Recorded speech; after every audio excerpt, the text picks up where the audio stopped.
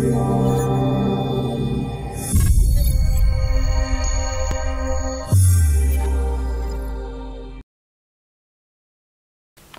there, my name is Darren Chandler, mental game coach for LoyaltyRakeback. In today's video, we're going to learn how to cultivate awareness by practicing mindfulness. So what have we covered so far? Well, in the first video, we looked at the adult learning model. Specifically, we did a skills inventory check.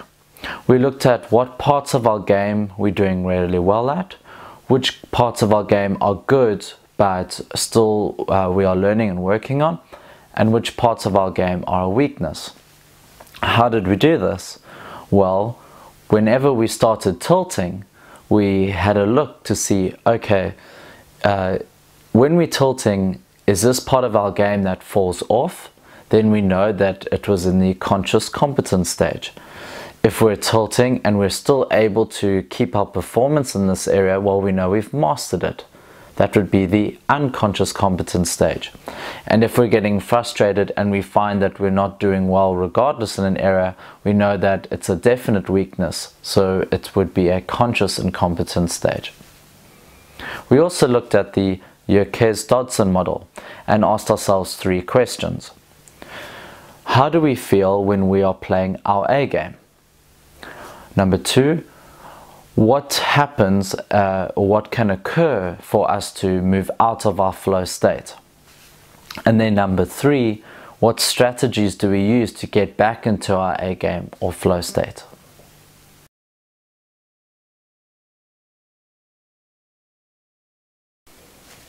In the preceding 2 models, I made an assumption that you had a level of awareness that allowed you to assess where you were in what stages of your learning. However, this is not often the case. When we're getting very frustrated or angry, our emotions tend to, it feels like they take control of us, and we have very little say in what's going on. Well, the practice of mindfulness is trying to regain that control by enhancing our awareness and becoming an independent observer of how we are feeling. You could think of this like when you're playing a video game on PlayStation or Xbox. There's a character on the screen that you are controlling, and you could get frustrated if the person gets killed, or you might be playing a shooting game and you're not winning. Your level of involvement with the character is quite high. The character itself is completely unaware of what's going on and just it's got no thinking whatsoever. You've got an awareness of the fact that you're playing a game. Now your friend comes along into the room and can see you playing the game and getting quite emotional. But there's a lack of connectivity between your friend and you. They don't have to get frustrated because they're not the one that's playing. Well, that's exactly what I'd like to see you do with practicing mindfulness, is you go from being the character in the screen that's completely unaware of what's going on, the reality of a situation, that they're just some computer software, to being aware of the reality as it is, which is you playing the controller. But in this case, you're still very connected to the game and you can be getting frustrated and emotional, to eventually becoming an observer where you've stepped back once more and now you're the friend that's watching yourself play. This is mindfulness. You have an ability to observe the feelings, the emotions in your body without having that same level of reactivity towards it. You can think of mindfulness as the practice of interconnectivity between your mind and your body. Specifically, when I say the statement, I feel angry, or I feel sad, how does anger or sadness appear in the body? How do you experience that emotion? Well, mindfulness begins with awareness, and awareness is making note of how the sensations in your body are coming up depending on what emotion you have. So for instance, with anger, you could feel anger as a raising of your body temperature, of a pressure developing in your head. You could feel sadness as a hole or emptiness appearing in your chest, and perhaps a reduction of energy. So we are making note of how an emotion is being experienced by the body. We're becoming aware of it. And then how do we become impartial to that emotion? How do we observe that feeling or that sensation in our body without reacting to it? Well, we can use mindfulness practice or meditation. Well, if I said to you, what is the difference between I am tilted to I feel tilted? Well, when I say I am tilted, I'm suggesting that tilting is a part of me. I've identified and attached myself to it. It's like it's part of my character. Whereas if I had to say, I feel tilted, well, now I'm expressing a fact that it's a sensation that's happening in my body. Well, let me change tilted to hot or cold. If I said, I feel hot, or maybe perhaps I feel cold, well, now I can do something about it. If I feel cold, I can put on additional clothes, or I can move to a hot space. All of a sudden, I've created an opportunity for me to do something about it. I've given myself some control over the circumstance. If I had to say that I am cold and simply just, it seems like it's a static scenario, and that there's nothing that I can do about it. So in saying, when you get the sensation of feeling frustrated or sad, you can say, I am feeling sad.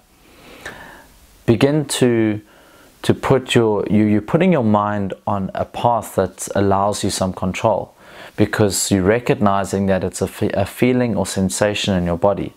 And once you recognize that it's a sensation, well, now you have an opportunity to step back and observe it.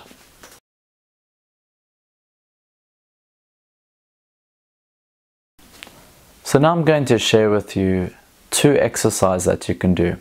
One is for when you're away from the table, and this is to enhance your awareness. And the other is for you to practice when you're at the table, when things aren't going your way. So if you're already practicing meditation, you can use the same techniques for mindfulness. If you're unfamiliar with mindfulness or meditation techniques, then I'm just going to give you a simple breathing technique.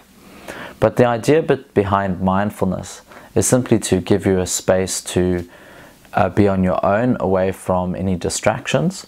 Sit quietly and still, and notice the breath, the air moving in and out of your nostrils. What you're doing is concentrating all your focus into one part of your body, and by being still and doing so, you'll find that your sensitivity to everything going on inside your body is going to increase. You can become more aware of the pressure of the floor or your chair against your legs. You might feel the pulse in your body. You might begin to feel how hot or cold you are. You might start feeling itchy. There'll be a scratching sensation, or you might want to scratch a part of your body because of an itch. And what you're really doing is getting back in touch with you and what you're experiencing.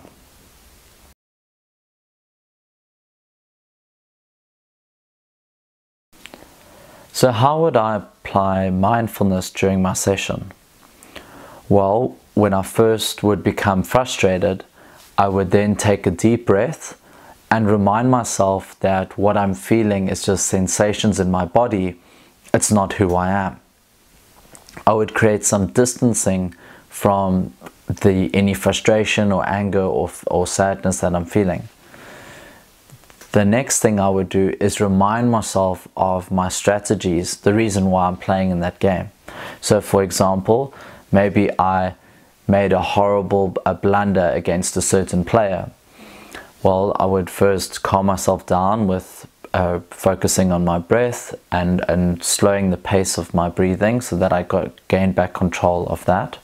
And then I would go through why I might have been playing against this player in the first place, remind myself of where I think I can exploit his game, and where he thinks he is in my game. And what I'm doing is just trying to get my mind back on track on the reasons why I'm there in the first place. And then thirdly is that maybe the next few hands I would take additional breaths just to make sure that I've brought my energy or arousal state back into a place that I'm happy with, where I feel I'm back in control of how I'm feeling and how I'm playing. And there you have it, a 3-part process to get you back on track while you play. Remember, we can't control the cards, but we can control how we respond to our emotions. My name is Darren. Thank you very much for watching this video. If you have any comments, post them below, and you can contact me on my website.